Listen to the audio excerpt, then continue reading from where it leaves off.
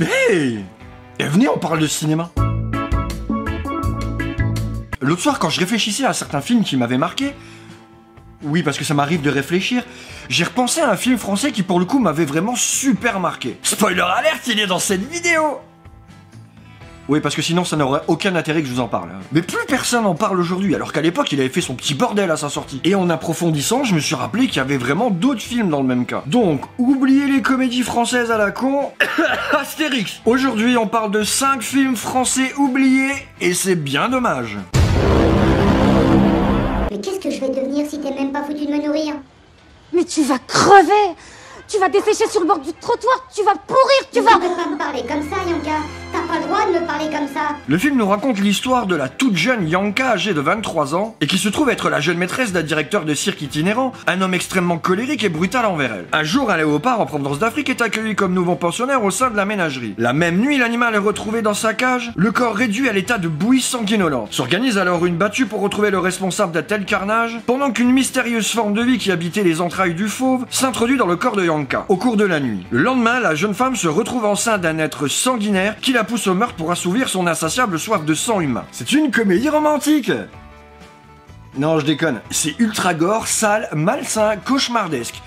Et du coup c'est trop cool. Le film est réalisé par Alain Robac avec Emmanuel Escourou dans son premier rôle principal. Le film aura droit à une suite en 2009 qui laissera d'ailleurs un très mauvais souvenir à Emmanuel. Je vous renvoie à son interview par Az l'Épouvantail si vous voulez plus de détails là-dessus. Le film contient aussi beaucoup de nudité, donc on retrouvera ici un savoureux mélange de gore, d'humour et donc de nudité, qui va clairement dénoter dans le paysage cinématographique français de ce début des années 90. Que vous comprenez bien, la même année en France, on a eu Milou en mai, La vie et rien d'autre, ou Noces blanches. Alors oui, forcément, ça a un petit peu choqué les gens.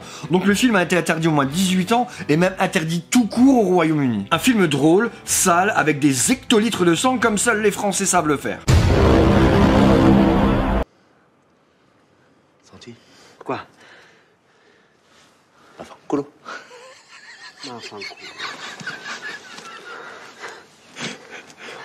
Nidgem se passe dans la banlieue de Strasbourg le soir du 14 juillet. Lui, un ancien pompier, se rend sur son lieu de travail pour effectuer sa nuit de garde dans l'entrepôt où il bosse. Dans le même temps, Nasser, Santino et leur bande de voleurs se préparent afin d'effectuer un casse dans l'entrepôt en question pour récupérer du matériel informatique. Au même moment, le chef de la mafia albanaise Abedin Neksep est escorté sous très haute protection par les forces d'élite européennes commandées par le lieutenant Hélène Laborie. Le convoi militaire est attaqué et ses occupants trouvent refuge dans l'entrepôt que Nasser et sa bande sont en train de piller. Braqueurs et militaires doivent alors coopérer malgré eux face à un assaut massif d'hommes armés venus délivrer leur chef. Nidgep est sorti en 2002 et réalisé par Florent Emilio Siri qui signera là son deuxième film et qui est originaire de Moselle.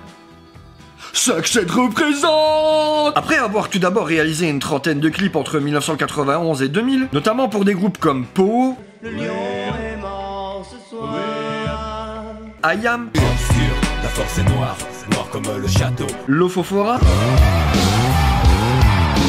ou encore Alliance Ethnique.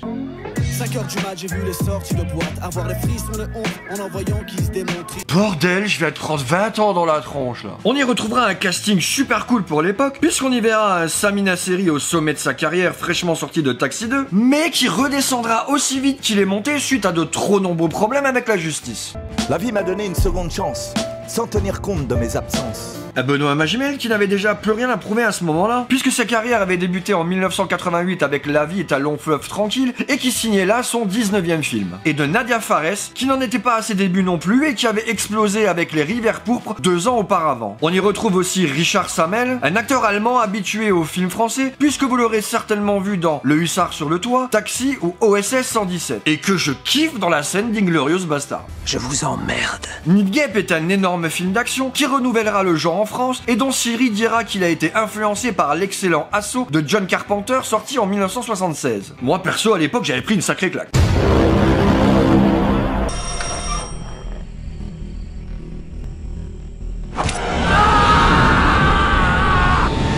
Le film nous raconte l'histoire de Marie et Alex qui s'installent dans la maison de campagne des parents d'Alex pour réviser leur examen. Mais la première nuit verra l'arrivée d'un psychopathe qui les avait suivis et qui va réussir à s'introduire dans la maison et rapidement y massacrer toute la petite famille. Marie, qui s'était cachée pendant la série de meurtres, décidera d'aller aider son ami qui a été enlevé par ce tueur sanguinaire. Réalisé par Alexandre Aja, qui signera là son deuxième film et qui le propulsera 2 ans plus tard aux États-Unis pour réaliser l'excellent remake de La Colline à des yeux. On retrouvera pour les 2 actrices principales, Maïwenn et Cécile de France, qui nous livreront une performance exceptionnelle et d'une intensité folle. Aja est un grand fan de films d'horreur et ça se voit. On y retrouvera entre autres du Shining ou encore du Massacre à la tronçonneuse. Il nous livrera ici un film intense et extrêmement angoissant avec une réal maîtrisée et une photographie magnifique. Allez encore me dire que le cinéma français se limite aux comédies nazes qu'on se prend dans la tronche chaque année.